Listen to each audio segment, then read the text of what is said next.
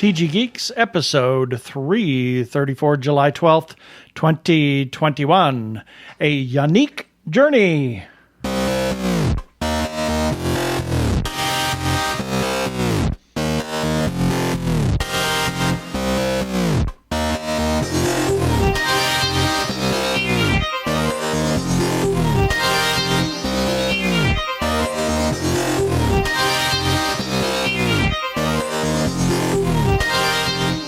Hello and welcome to another webcast from tggeeks.com, where Ben and Keith, the Two Gay Geeks, talk about all aspects of Geek-dom and Nerdery, sci-fi, comics, film, horror genre. You name it, we talk about it. I'm Keith Lane, and we're coming to you from TG Squared Studios in lovely Phoenix, Arizona. And I'm Ben Raggington, coming to you from It Is Hotter Than HE Double Hockey Sticks. Exactly. Out here in Phoenix, Arizona. Well, let's get on with this. Prepare for hyperdrive. Meanwhile, in the Hall of Episodes, the Two Gay Geeks are discussing this. Well, in this episode, we don't have an interview, but we do have something we're going to talk about, and that is the a film that we just saw this week. Yeah, we're going to deep geek on a documentary. Exactly, and it is about Yannick Nézet-Séguin, who is the music director for the Metropolitan Opera. Artistic director and conductor, and all of that. Among other places as well. So yeah, he's quite the busy fellow. His Yannick journey. I saw what you did there. Yes. And then we're going to have our birthday shout-outs, our featured podcast of the week, and some feedback, some shout-outs. And then our second segment, we got a couple of things to talk about while we're talking opera. And then our wacky weekly recap and our regular shout-outs. So let's just get on with it.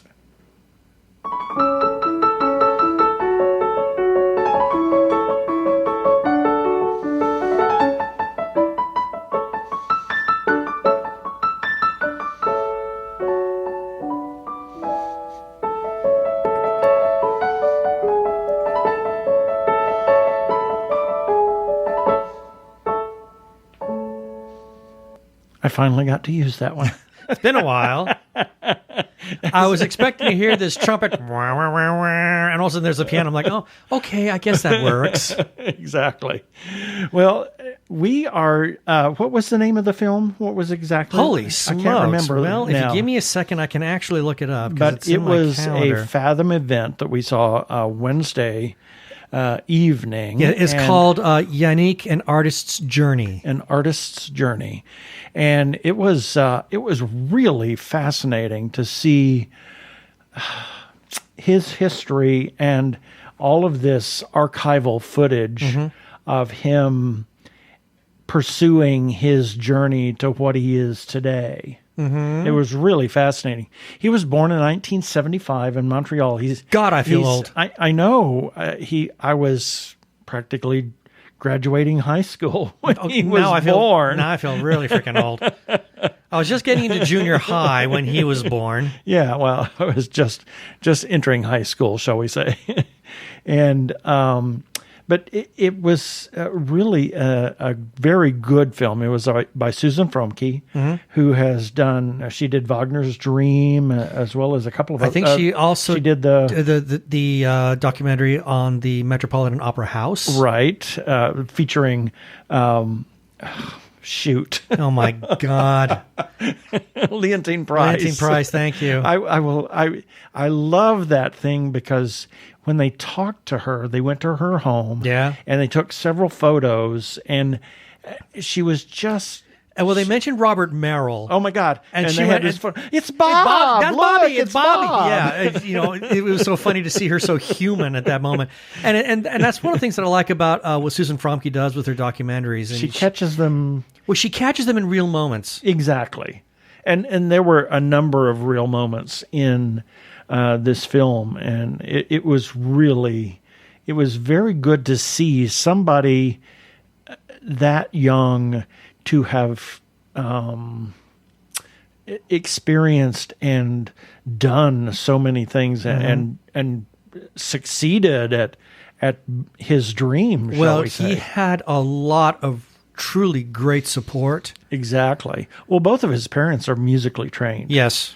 And his mother is a teacher at the Conservatoire there in Montreal. It's Montreal. And so it really it's very interesting, and they're very, very supportive, and they followed his career, and they've traveled with him to be supportive of him, and it's wonderful to see how supportive a family unit, including his sisters, can be of someone. It really can help propel a person to untold heights. And to follow their dream. Yeah, to really help get them where it is they need to be. And he had that support from all sorts of different people. Oh, yeah. Like his piano teacher. Oh, my God. Who, Yes. luckily they were able to interview her before she passed away. Yes. I mean, there's some great great footage with her as she talks about Yannick and when he was first learning to play the piano, when she was instructing him, and to see how she recognized the greatness in him. And of course, it helps that she was such a world-class teacher to begin with anyway. Right. I mean, she wasn't just your run-of-the-mill piano teacher that's just from down the street. She was at the Conservatoire. Yeah.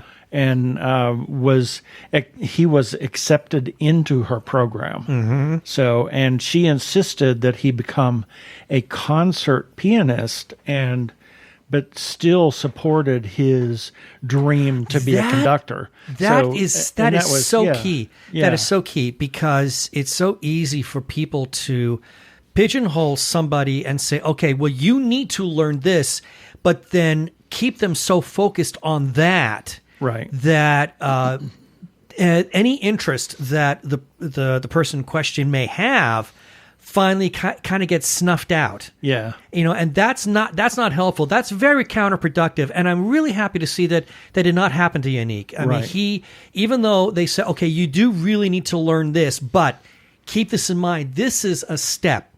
This is part of your journey to becoming the person you want to become.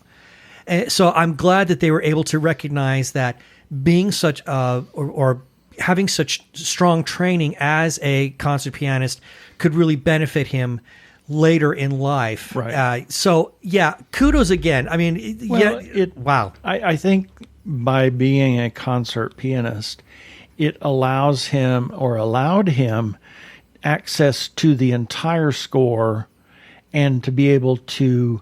There's this one scene where he says, when you're looking at an opera score, you have to hear it in your mind. Yeah, absolutely. You have to, and to be able to hear that, he's played it, he sees the whole score, he can hear it in his mind. Mm-hmm. It's just, I mean, it was a wonderful, little interesting thing there. There were a lot of those. I did want to say, he started learning piano at age 5, and by the age of 10 is when he decided that he wanted to be a conductor. And a funny little story in the documentary says, his mother says, yes, he wanted me to call up the conservatoire and ask them how to become a conductor. How to become a conductor. And it was a whole series of moments, and it was, well, you don't just become a conductor. No, these are things that you have to go through. But again, I thought it was humorous. It is humorous, but that kind of opened the door. Yeah, I mean, he had already made the decision, and by that age, he was already, he did something for his grade school presentation, and he conducted a little snippet of Bolero. And I mean, for a 10-year-old, it was pretty freaking was great. Already there. You saw it. Yeah. And you could see it in his face. The movements were, I guess you could say they were slightly exaggerated, but he's a 10-year-old kid. But you saw the intensity on his face, and you could see that this was not something that he was just mimicking, that there was something inside of him that clearly indicated this is where he meant to go. Exactly. And he was very productive and what's the word I'm looking for? Not experimental, but he was driven. I think that's the better term. He was driven to explore all of these different things and actually formed his own orchestra and choral ensemble in 1995. Yeah, that's pretty impressive. I mean, he was 20 years old, and he's creating this, and that's when he met Pierre. Well, I think he met Pierre a little bit early because Pierre was his roommate. Right. Right. There was a girl also, and they just shared an apartment. And then the three of them started, I think, the orchestra and choral ensemble. And then after that, he discovered Carlo Maria Giulini. Yes, who was a conductor, and it was his idol. His idol, yes, and happened to be in Italy, and received a fax from him because he had already written to him that he sure, call me up, and then he was invited to tour with him for rehearsals. Wow, and, for some time. Yeah, it wasn't just this little weekend I think thing. He saw the talent there. Yeah, I think he did, and Yannick mentions about how he learned so much watching this man, and of course, then the film gives us all sorts of archival footage, both new and old. But I think that was such a great thing for a conductor to recognize again the depths of talent that Yannick had going within him. I mean, you look at his life, and you got to say this is a man who he's definitely led a charmed life. And I don't say that to be negative. No. No, if anything, I'm a huge admirer of his at this point. I really admire the guy a great deal. But it's like he had all these wonderful opportunities completely line up. All of these I mean, I have a whole list here. In 2000, he became the music director for the Metropolitan Orchestra in Montreal. I'm not going to say the French because I'll foul it up. So, and then they have extended his contract repeatedly, and now just recently they've made it a lifetime contract. Oh, fantastic! Yeah. That's awesome. He was music director for the Metropolitan Opera in Montreal, or the Montreal Opera in 2003, became the principal conductor of the Rotterdam Symphony in 2006. Oh my gosh. In 2010, became the music director of the Philadelphia Symphony. And in 2009, he started making annual appearances at the Metropolitan Opera in New York City. And in 2016 was named music director that would have started in the 2020-2021.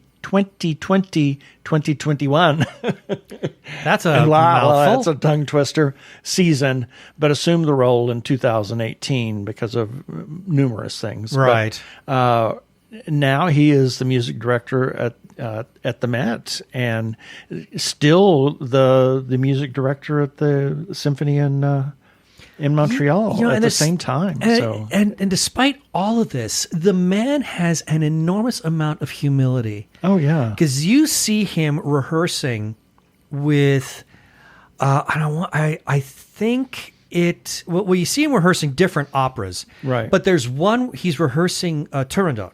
Right, and actually, it was with a young girl. She was actually in the Lindemann Young Artist right. program. She was in the program. Oh my God, she was incredible. Fabulous Liu. I mean, she's singing the part of Liu in the final act of Turandot, right. And it's just breathtakingly beautiful. And he's trying to get feedback from her. He's not telling her what the character's thinking. He's asking her questions. What do you think? What do you think the character is feeling at this moment based on this information? And I mean, I saw him do that repeatedly. Yes. He wants to get the feedback because the singers have to make it real. Right. And the best way for the singers to make it real is if they can come to that conclusion themselves. Right. And you see of the course, singers he do that. obviously made some suggestions He as well. did make some suggestions, but there was one, and it wasn't with this one student. It was with a different opera. I'm not sure which one. I can't recall at the moment because we hear a lot of different rehearsals throughout this documentary. But there was one where he's talking to the soprano and he says, "So what do you think?" And she describes how she's kind of like standing up and taking charge and kind of silencing her opposition. That was the Dialogue of the Carmelites. Dialogue of the Carmelites. Yes. And you see his face light up. And he's like, like bravo. I didn't even think about that. Right. So you see, he's willing to learn a lot more. He's Well, willing it to take informs his conducting Right. as well and direction of the opera. So yeah, I think it's amazing. He's willing to learn. He's willing to share that knowledge and also help the singers and help the orchestra to understand, because there were moments that he was talking to the orchestra and said, "These are the things that I'm thinking about. Help me to understand how we can do that." Right.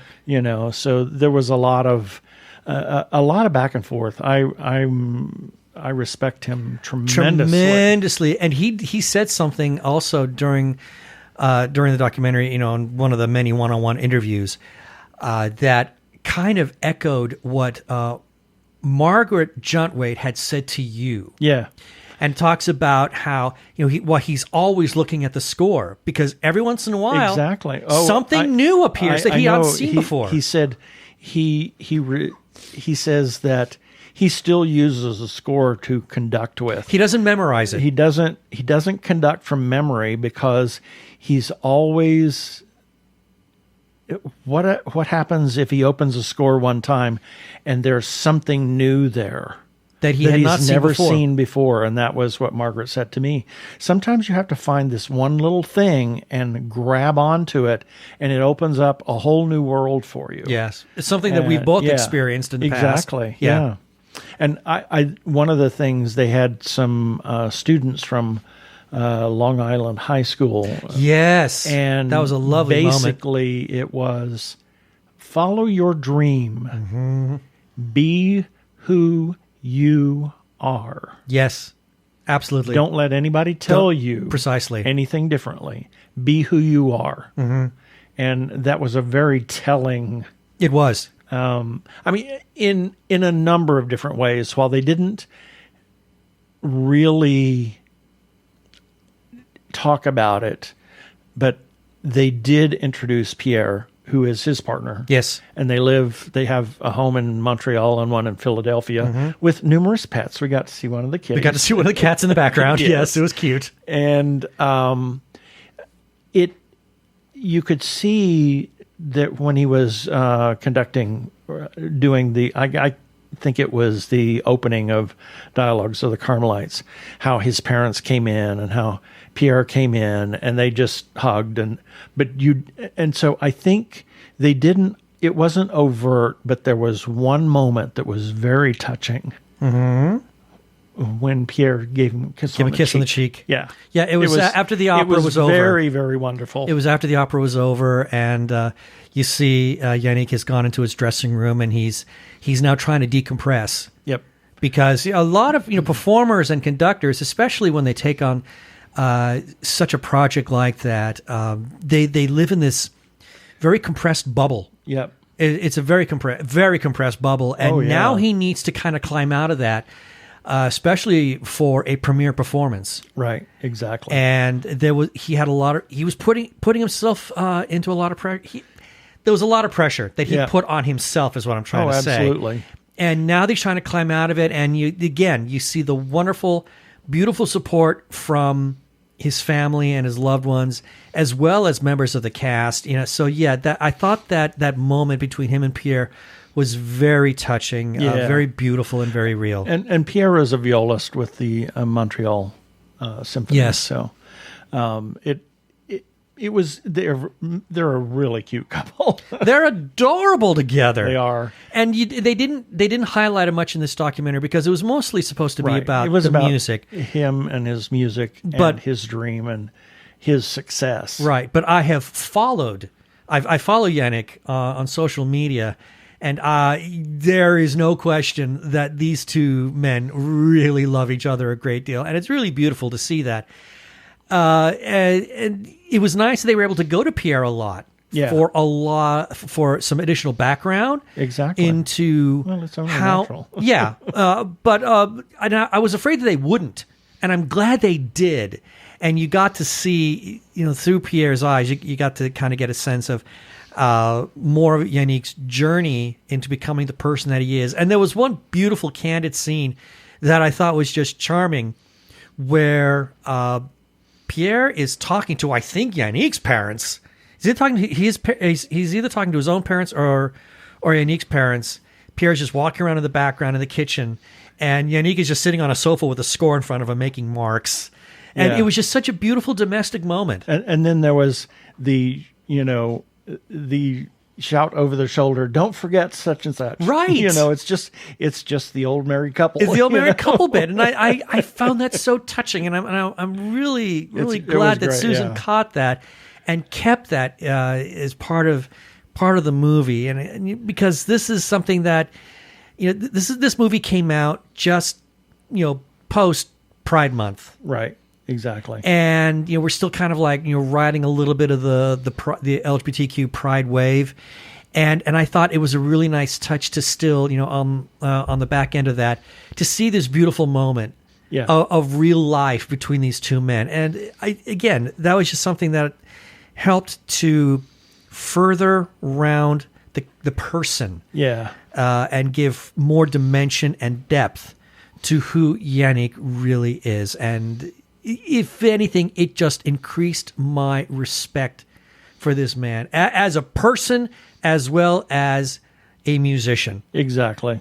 And I respect him tremendously. And if you have an opportunity, it was a Fathom event. Mm-hmm. If you have an opportunity to see this or see it again at another time, please do, because it is a fabulous film. I imagine it's a wonderful film for anybody that's aspiring to be anything. Really. Yes. I imagine it's going to eventually come to the Met Player. Probably. Maybe within 6 months or so, maybe a year, it'll come there. Right. But I'm sure you can find it through other means. I'm sure there'll be a home video release that people can buy. Yeah. I agree with you.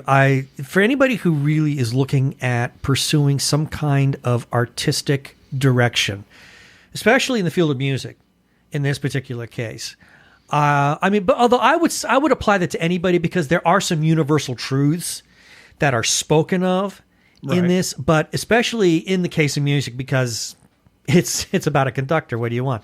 Yep. I would highly recommend watching it, because it really can not only enlighten you, but it could inspire other people as well. Just like I hope that the one scene where you see Yannick speaking to those school students, I'm hoping they're inspired. I'm hoping that having a chance to meet with him and hearing what he had to say will help drive them on to greatness as well. It's more that giving back, and paying forward and all of that. Yep. Be yourself and follow your dream. Yep.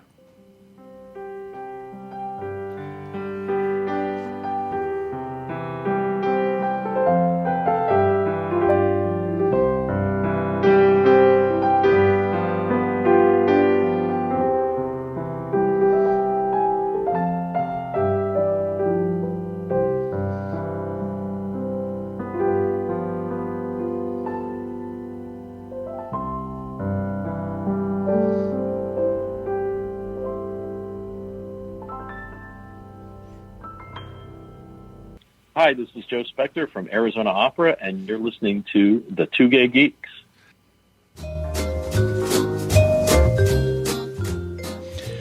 Well, that was a lively discussion. Yes, it was.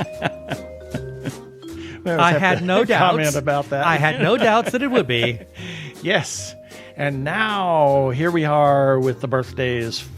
A few selected birthdays for July 12th through July 18th, 2021. We have on July 12th, George Eastman, entrepreneur. He was a developer of roll film. His home in Rochester, New York is a photography museum. I didn't get a chance to get there. I say every time. I wish I had, but time just did not permit. Then we have Christine McVie, singer, Fleetwood Mac. Yeah. Yep. And John Petrucci. Okay, there are like 3, maybe 4 guitarists in the world today that I've considered my idols, and this man is one of them. He is a brilliant musician, and now, I mean, he plays 8-string guitars now. Oh my gosh! And it says that it helps inspire him as in terms of his composition. I mean, the man is an absolute genius, and his technique is flawless. Yep. And then we have Todd Browning, actor and director, most famous for directing Dracula. Yes. And Kirsten Flagstad, while we're talking opera. Yes. She was an opera singer of the 30s and 40s, primarily Wagnerian soprano. She was Swedish, and of that Swedish group that came to the States to sing at the Met. And then we have Mildred Cohn, a biochemist. She pioneered the use of nuclear magnetic resonance to study enzyme reactions in cells. Wow. Yeah, it was, and discovered the way cells work. That was what she discovered, is how cells work. And this was, I like to highlight women in science and math and astronomy and whatnot, because they're so many times ignored and passed over. So. And they're trailblazers every single time. Absolutely, every single one of them. And then we have Facebook friend J.R. Kyle. July 13th, Harrison Ford, actor. Han Solo and Indiana Jones. 2 of the big ones. 2 of the big ones. What else do you say about Harrison Ford? Decker. Yeah. From Blade Runner. How did I forget that? Yep. Julius Caesar, Roman general and later emperor/dictator of Rome, assassinated on the 15th of March, or the Ides of March. In 44 BC. Patrick Stewart, actor. He was Gurney Halleck in Yes, Dune. he was. He was also in Excalibur, John Boorman's film. Yeah. He played the father of Guinevere. Oh. So he became Arthur's father-in-law. I see. And there was another little thing that he was in. He played Jean-Luc Picard. Jean-Luc Picard. Right. And there's a series called Star Trek Picard. Star Trek Picard. And it was also Charles Xavier. Oh, yeah. And that was great to see him act opposite Ian McKellen. Exactly. But Patrick Stewart is best friends. Yeah, who really are just, that's a bromance that's never going to end. The bestest of friends. They are the bestest of friends. And Patrick Stewart is just one of those actors that I cannot stop watching. Mm-hmm. He's been considered for several roles in Doctor Who, but has never picked one of them up. But he's a wonderful actor. Then we have Colton Haynes, actor in Teen Wolf and Arrow, and kind of derailed his career due to several things. Maybe bullying a little bit, or perceived bullying. Well, he kind of went a little mad because and he does talk about this in his social media, especially his Instagram. He talks about how his management team discouraged him constantly to not come out of the closet as a gay man. Yeah, and it made him go mad. Yeah, that's really kind of bullying. It is bullying, and he seriously just he began to have breakdowns and anxiety attacks, and for the sake of mental health, he had to step away. Yeah. And Cheech Marin, actor, comedian. He was Ramon in Cars movies. And his name, Cheech, is kind of a play on chicharrone, which is a spicy pork rind snack. Okay. So, and we can't forget one half of Cheech and Chong. Oh, of course, yes. and Up in Smoke. Oh my God. What a film. Might have to watch that again. That movie's insane. Well, Cheech and Chong as a comedy team were just nuts. I loved them. Yep. What was it? Sister Mary Elephant? Sister Mary Elephant. Yep.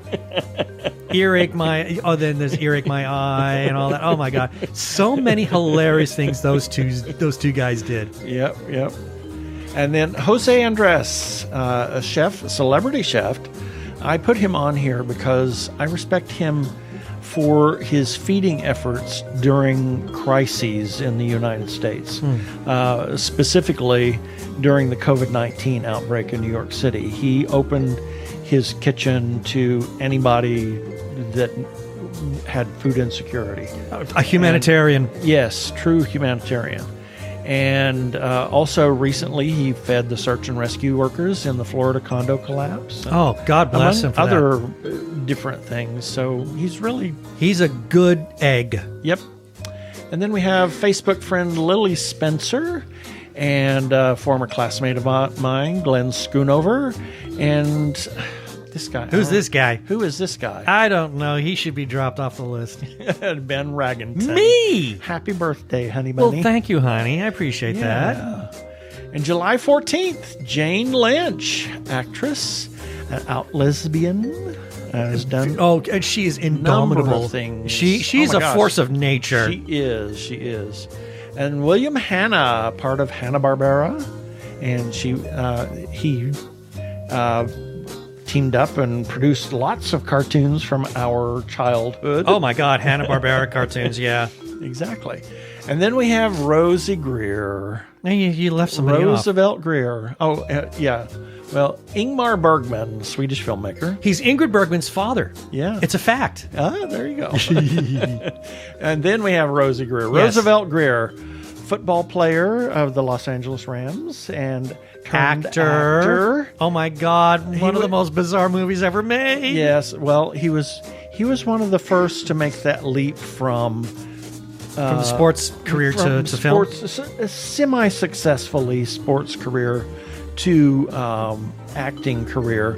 It surprisingly, he was in virtually everything in the 60s and 70s on TV series. That's true. And then there was that horrible thing. Oh. It was called The Thing with Two Heads. Yes. Oh, my Lord. It is such an it's an abomination. It is. It's dreadful. Which is why everybody must watch it. Exactly. It's a cult film. It is. It's awful. But watch it with a bunch of friends while you're drinking. Exactly. That's the only way to really appreciate it. Yep. And then we have a friend of ours from Arizona Opera ish connections, Slobodan Popovich, and then Ashley Parks, who is the development manager for Arizona Opera.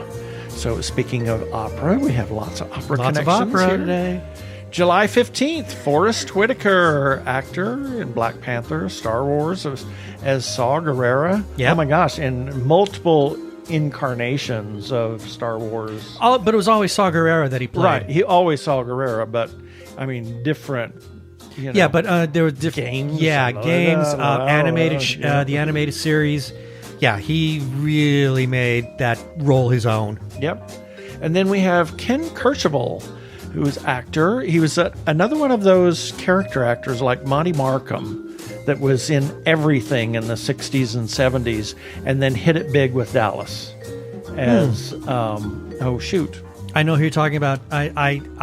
Yes. Just went out of my brain. Yes, I know. Oh, my God.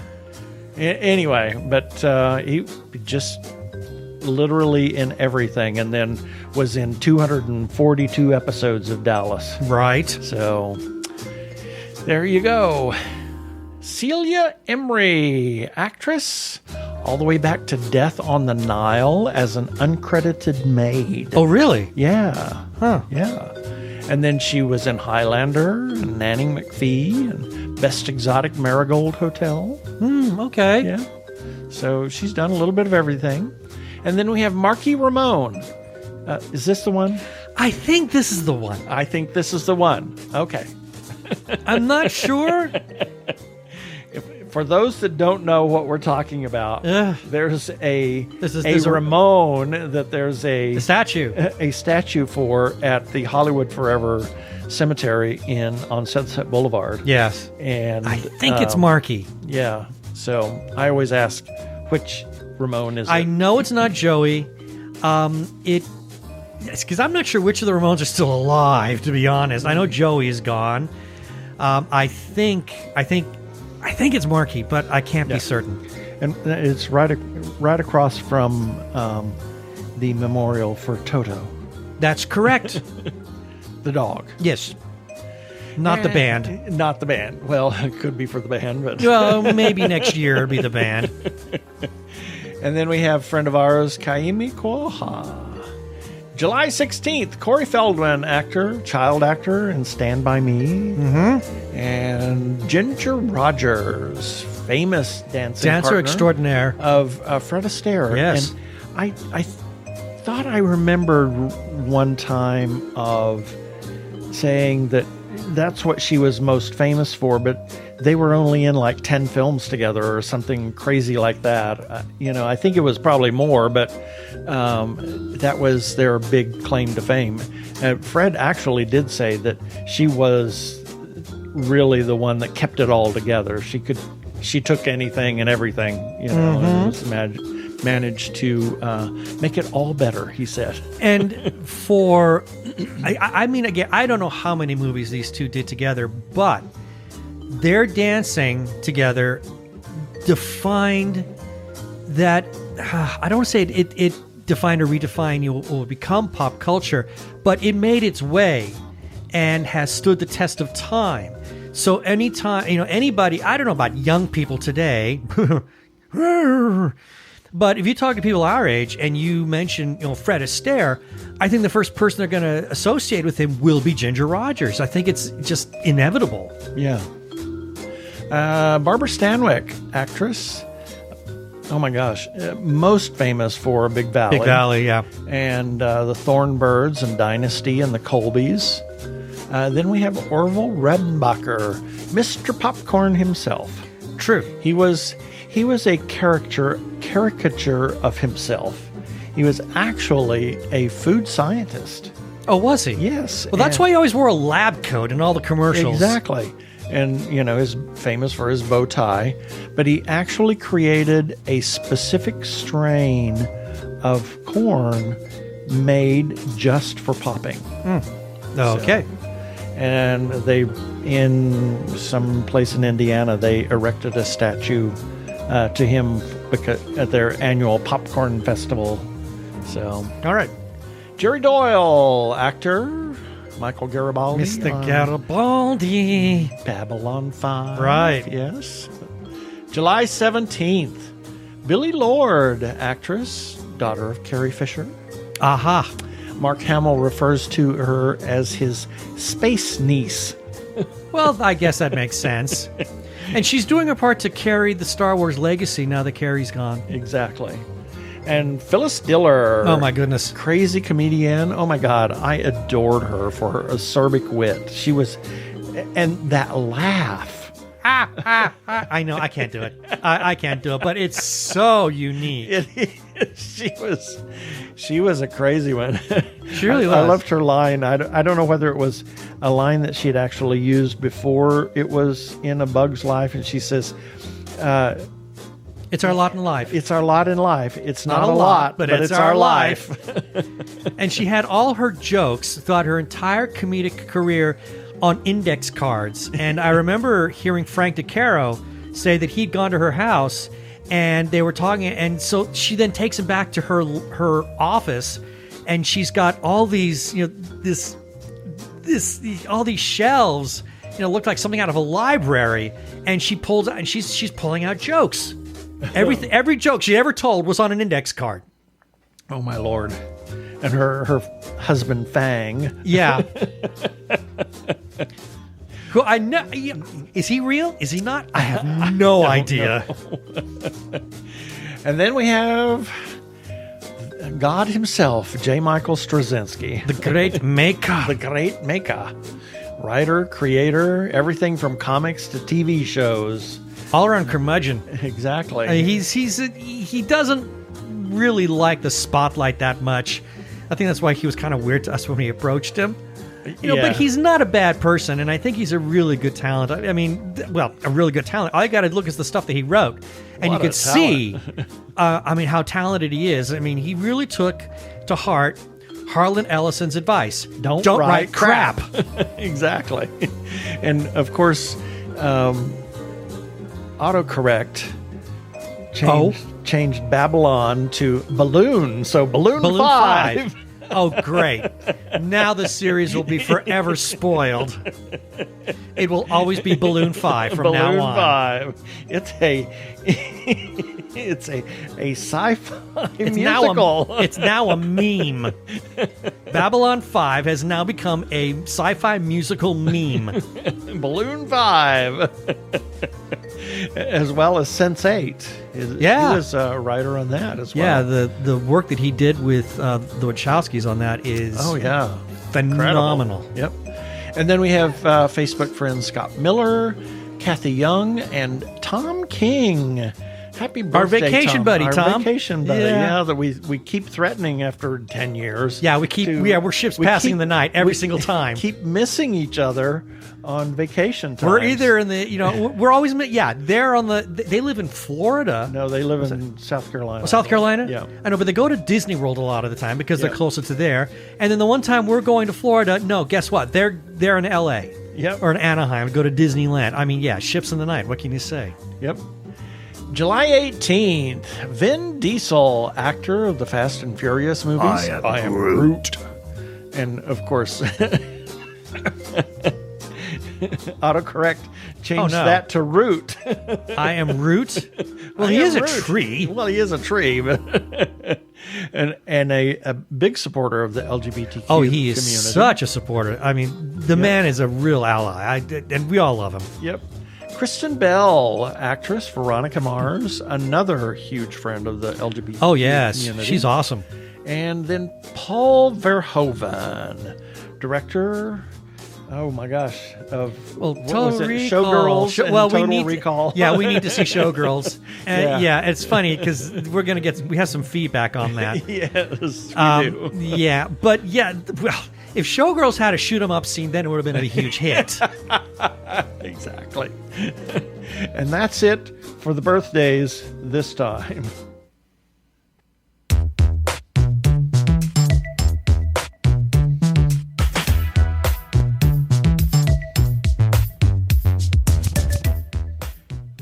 Technorama, the podcast for geeks, because geeks are better than cool. You don't hear someone say, "Get away from me, you cool person." Who's gonna have their 65-inch home theater system installed by the Cool Squad? Not me, that's for sure. How much cool cred do you have? Not enough to care about. Think you'll find any canned unicorn meat at thinkcool.com? It's just a part domain name. They don't even have roadkill in a paper cup. That's why you need to start listening to Technorama, because that's what geeks do. Go to chuckchat.com and listen to Technorama before you turn cool.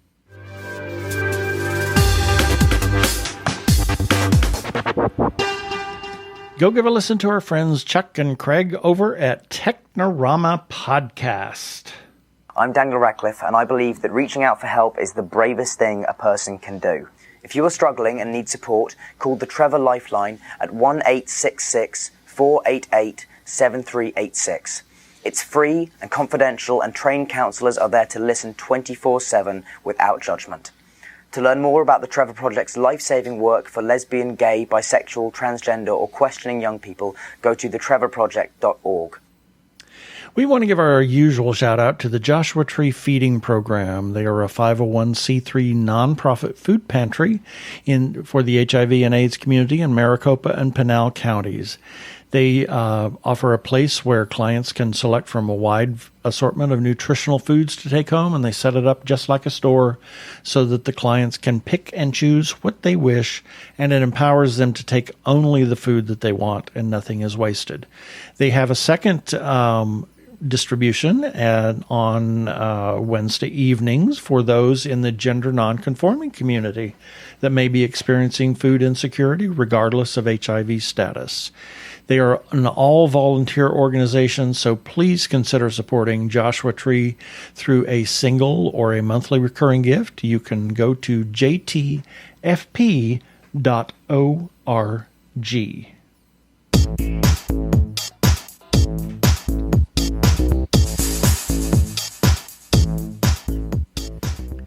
And it's time for our feedback, and each of the articles that generated these feedback comments will be featured in the show notes for this episode number 334 at tggeeks.com. Starting with, regarding TG Geeks episode number 331, comment from Hamish Downey, who says, congratulations on 7 years for last week. Now, yeah, he sent this a week after we aired 331, so there you are. He says, I'm so glad to be part of the team. Well, I think we're doubly glad to have you on the team. Absolutely. Thank you for being part of it. And he adds, I'm surprised that you haven't seen Showgirls. It is a riot. It's all about Eve, minus the Academy Award-winning actors and great writing. Then turbocharged by Paul Verhoeven. There's one scene that's a bit too realistic that I always skip when rewatching, but this is fun, trashy camp. Okay, we're going to have to see Showgirls now. Yes, exactly. And then got a comment from Jeff Baker, and funny enough that you should mention Monty Markham again. Yeah. Because he then says, I barely remember Monty Markham in this fun series. And then he provided a link to a show called The Second 100 Years. Oh, my God. This is one of the most cringeworthy shows I've ever watched. It's all about a man played by Monty Markham who gets trapped in a snow avalanche and is left there for decades. And then is finally found and recovered, and he's been like in suspended animation all this time. His kid is now older than him, and his grandson is roughly his own age. And it is such cringeworthy comedy that I just I hope to never watch it. and I told Jeff Baker I'd never heard of the show, and there's good reason why. Moving on, regarding Ben's breakdown, Luca is a delightfully queer animated work of art. We got a comment from Mrs. Summers, your niece. Yay. She says, this sounds great. Our. Well, you always say your. I know, she's our niece. She says, this sounds great. I've been interested in watching it as the trailers are beautiful. The movie is beautiful. It is. All over the place. It is a gorgeous film. And then moving on, regarding introducing Youth Against Prejudice. This was a nice little press release that we ran about this organization. And we got a comment from Youth Against Prejudice on Instagram. They said, we appreciate your support for our mission, sharing the latest news about our youth programs and helping to spread the word. Well, it is our pleasure. Moving on, regarding TG Geeks episode number 332, we got a comment from Humanified on Instagram, and they said, thank you for supporting such an important cause. And then I got a comment from Arkle. Brian Weber, he says, the talk about representation on TV and the soft reveal in Loki reminded me of a joke I saw on Tumblr. What's the difference between a unicorn and a bisexual? When a unicorn shows up on TV, they call it a unicorn and not a horse that doesn't like labels. Aha. Ha. Moving on. Got a comment from Tina de Bellegarde. She says, thank you. I will definitely tune in. I think I wrote to her and said, oh, you got a comment. We're going to mention it. So she commented back. There you are. And then we close this off regarding vote for TG Geeks Webcast at podcastawards.com. Got the most beautiful thing ever from Yay. Katie Thank Edwards, you so the much. author of the Tarot Sequence. He blasted this out on Twitter. He says, TGG was my first real podcast interview, and boy, do I remember that interview so Yes, well. I do too. He says, I've lost count of the times I've been on their show. They're my radio gods, so damn talented, kind, supportive, and knowledgeable about LGBT plus issues in entertainment. Please consider voting for them for the 2021 Podcast Awards. Well, thank you. I was almost in tears when I read that, means a lot. Mr. Edwards. That was just the kindest thing you could have ever done for us. And that is our feedback for this week. And if you want to leave a comment, you can do that on our Facebook page or tggeeks.com on each article or episode, as well as on Twitter and Instagram. We publish everything on all 4 of those platforms, and please just comment away. We would love to hear from you. You can also leave us a voicemail if you would like, and we'll play that on air. We have a voicemail line. You can call 469-TG-Geeks. That is 469-844-3357. And as always, please play nice.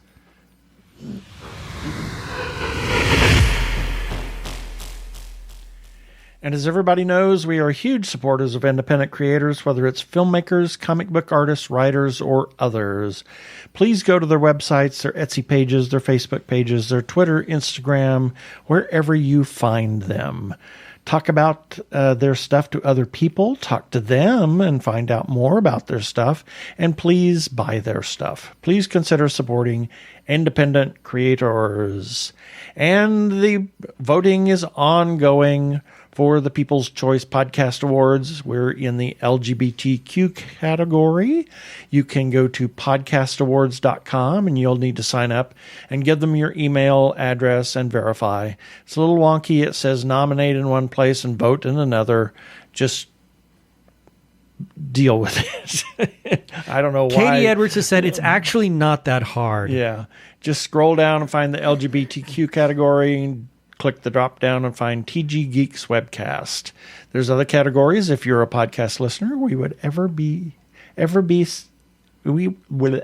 so ever grateful if you would vote for us. If you are trans or are questioning your gender identity, and if you are in crisis or are feeling isolated and need someone to talk to, or you know of someone in a similar situation, there is a special hotline just for you. The hotline is provided by translifeline.org and staffed by trained counselors who are transgender themselves. The hotline in the U.S. is 877-565-8860. In Canada, it is 877-330-6366. Or you can go to translifeline.org to learn about the important work they are doing. Please reach out for help. You are not alone. Yeah, baby. They're like two gay geeks. They're together, you know. They're two gay guys and they're geeks. Is that okay?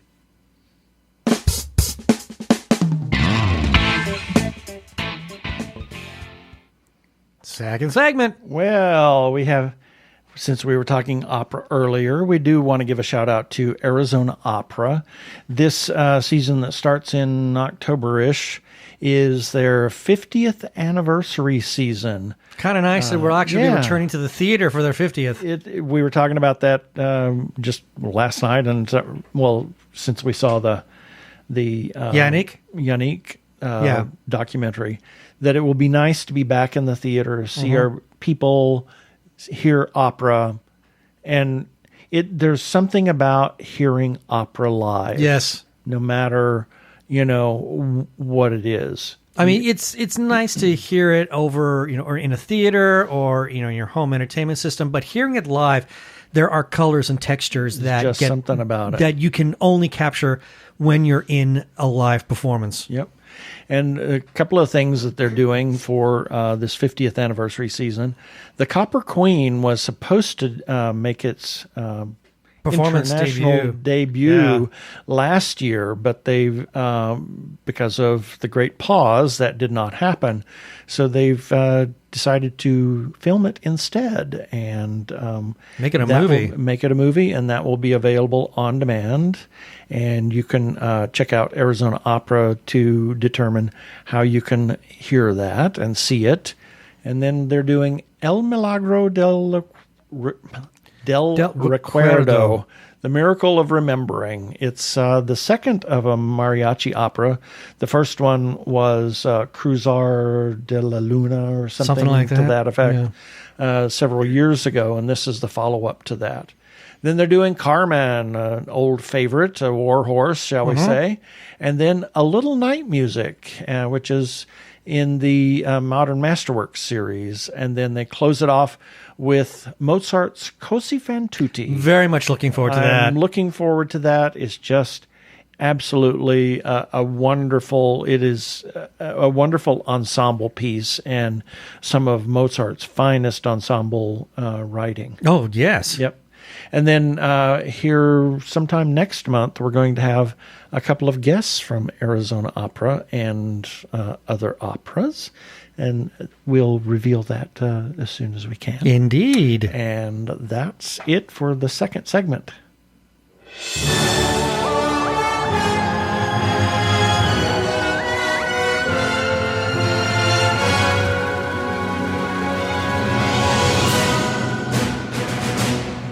And it's time for the wackly. There I go. The wackly weekly. Yeah. Oakley dokley. Yes. The wacky weekly recap. And each of these news items that, these are the things that we ran on our website at tggeeks.com this past week. And the links for each of these news items will be in the show notes for this episode number 334 at tggeeks.com. Starting with, on Sunday, July 4th, my annual Ben's Breakdown, 1776 from 1972. Old classics, newly reviewed. I'm going to run that every 4th of July. We run it every 4th of July, and we always get a comment on it. We do. We got another comment this year. Imagine that. So there it is. Moving. Also, Nerdy Chupacabras number 55 on July 5th. TG Geeks episode number 333 on Tuesday the 6th. History of Hip Hop, Youth Against Prejudice program on Wednesday the 7th. History... Wait a minute. How did that get in there twice? I don't know. I am not entirely sure, but it says it's there twice, so that's my bad. I apologize. I'll have to correct that. I'll correct it for the website. Tuesday or Wednesday then. Yeah. On Thursday, July 8th, Black Widow featurette discusses role in the future of the MCU as well as Devet C's movies. Black Widow, MCU light, but I'll take it. On Friday the 9th, Hamish Downey's 5 Questions with Storm Miguel Flores. And on Saturday the 10th, 20th Century Studios debuts special look at The King's Man. This is like the prequel of the entire franchise. Yep. And that's it.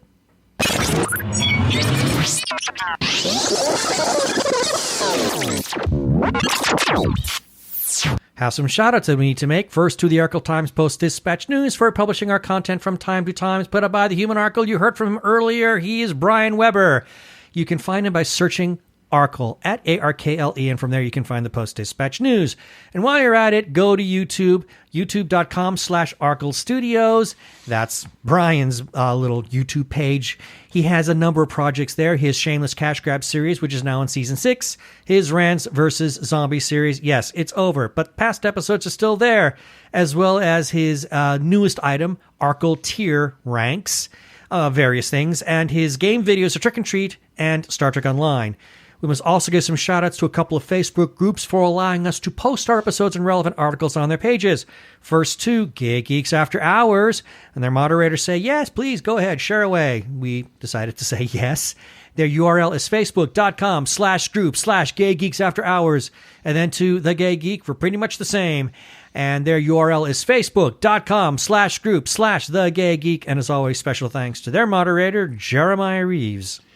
And other places that we can be found are Spotify, TuneIn, Stitcher, Amazon Podcasts, as well as where other fine podcasts can be found.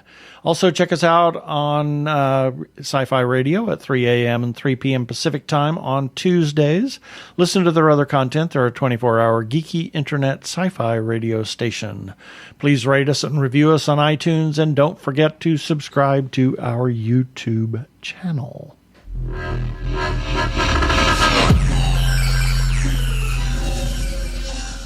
And that should do it for this episode of TG Geeks Webcast. Be sure to check out the article on the web for this webcast episode on the page. Where am I?